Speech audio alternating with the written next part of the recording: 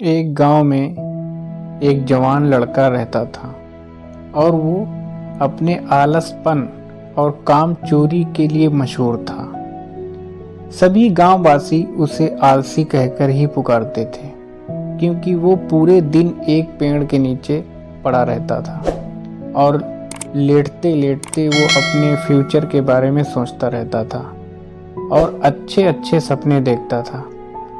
उसके दिन ऐसे ही आलस में गुजर रहे थे। लेकिन एक दिन उस गांव में एक साधु आए जो कि अगले 3 दिनों तक उसी गांव में ठहरने वाले थे। वो दिन भर लोगों से चंदा करके और लोगों को उपदेश देते और रात में गांव के बाहर बने मंदिर में आराम करते।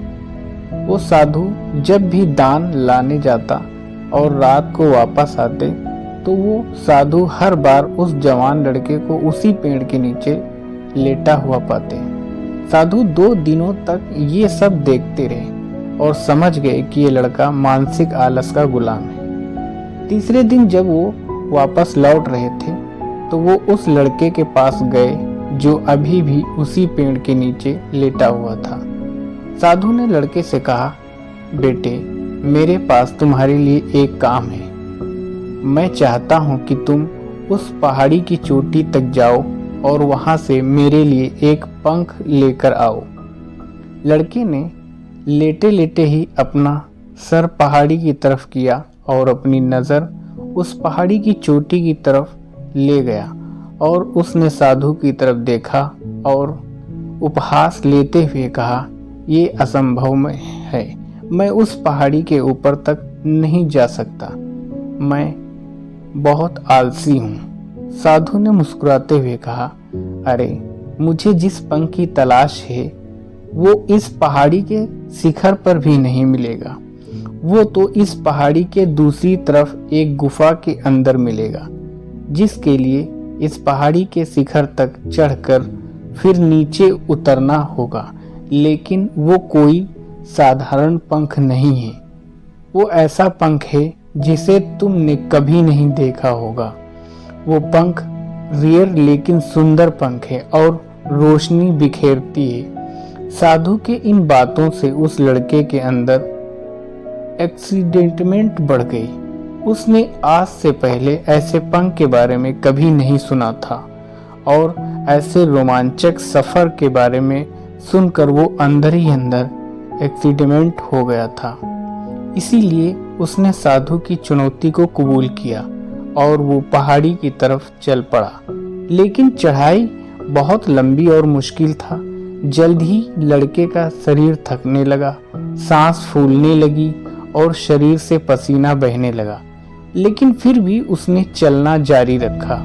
जो जैसे जैसे ऊपर और ऊपर चढ़ता गया उसे सुखी सी महसूस होने लगी, जिसे उसने आज से पहले कभी महसूस नहीं किया था। आखिरकार जब वो कड़ी मेहनत और लंबी कोशिशों के बाद पहाड़ी की चोटी पर पहुंचा तो वो पूरी तरीके से थक चुका था। लेकिन वो बहुत खुश था। उसे अंदर ही अंदर आत्म संतुष्टि का एहसास हो रहा था। उसके चेहरे पर योद्धाओं जैसी मुस्कान थी, जैसे उसने कोई युद्ध जीत लिया हो। फिर उसने पहाड़ी के चोटी से नीचे देखा। उसके सामने एक बहुत ही मनमोहक नज़ारा था। लेकिन असली चुनौती आगे थी, क्योंकि उसे फिर उस पहाड़ी से नीचे भी उतरना था और उस गुफा को भी ढूंढना था जिसमें पंख मिलने की बात कही गई थी। नीचे उतरना बहुत ही ज़्यादा मुश्किल और ख़तरनाक था, क्योंकि ढलान ज़्यादा गहरी थी और चढ़ाई के समय लड़का बहुत बार लड़खड़ा गया और गिरा भी था। डर भी उसके अंदर था। लेकिन साधु को वो पंख लाने के लिए वादा किया था। वो लगातार आगे बढ़ता रहा। काफ़ी खोज, मुश्किल और कड़ी मेहनत के बाद जब वो अंत में गुफा तक पहुंचा तो उसने देखा कि पंख वहीं पड़ा हुआ था, जो कि ऊपर एक बड़ी खुराक आने वाली रोशनी की वजह से चमक रहा था। फिर उसने उस पंख को उठाया और उसके सुंदरता को देखता ही रह गया। वो काफी देर तक पंख को ही घूरता रहा, लेकिन फिर अचानक उसे याद आया, मुझे तो अभी वापस भी जाना है। उसने खुद की तरफ देखा, वो पूरी तरह से थक चुका था और वो चिंता में पड़ गया कि वो पहाड़ में कैसे चढ़ेगा और वो साधु तक पंख कैसे पहुंचाएगा।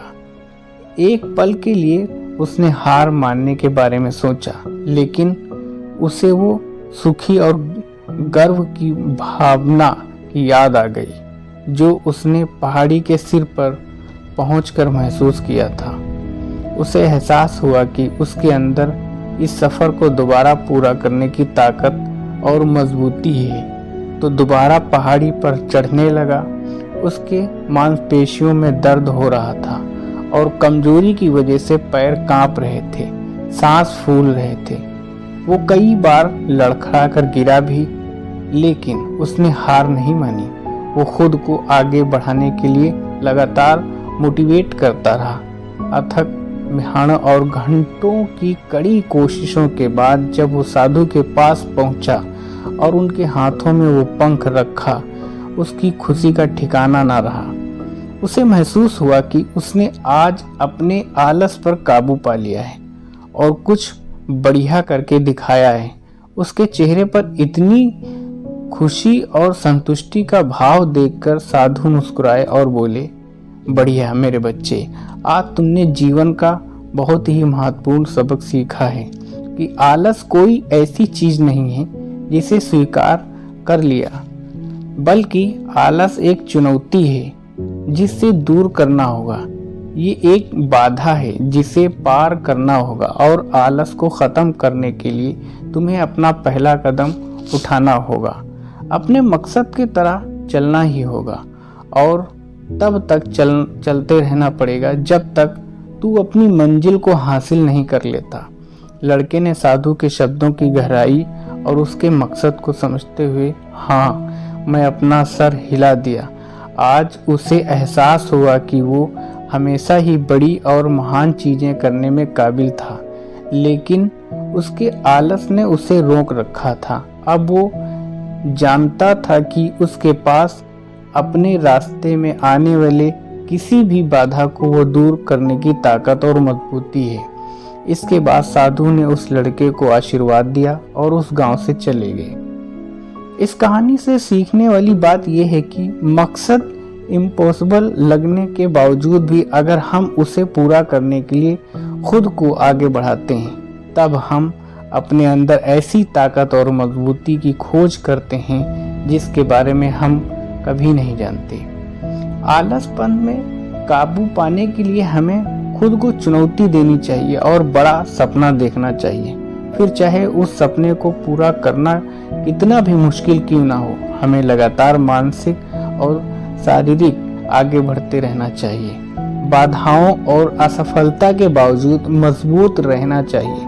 हमें अपने लिए एक नियम बनाकर उस पर टिके रहकर अपनी डेली लाइफ को भी विकसित करना चाहिए। हमें कुछ ऐसी आदतें बनानी चाहिए जो मन लगने पर भी फोकस और एक्टिव रहने में मदद करें। आलस पर काबू करके मतलब विकास का मानसिक विकास करना है। इसका मतलब चुनौतियों और असफलताओं को विकास और सीखने की अपॉर्चुनिटी के रूप में देखना है, न कि हार मानने के रूप में है। कहानी अगर पसंद आए तो वीडियो को एक लाइक ज़रूर करें, जिससे वीडियो ज़्यादा से ज़्यादा लोगों तक पहुँचे। दोस्तों, आज के लिए इतना ही। हमें अगली वीडियो किस टाइप की कहानी पर बनानी चाहिए एक कमेंट करके ज़रूर बताएं। वीडियो अच्छी लगी हो तो हमारे चैनल को सब्सक्राइब करें, बेल आइकन को ज़रूर प्रेस कर दें। हम आपके लिए इसी भी तरह की वीडियो रोज़ लाते रहते हैं। तब तक के लिए गुड बाय।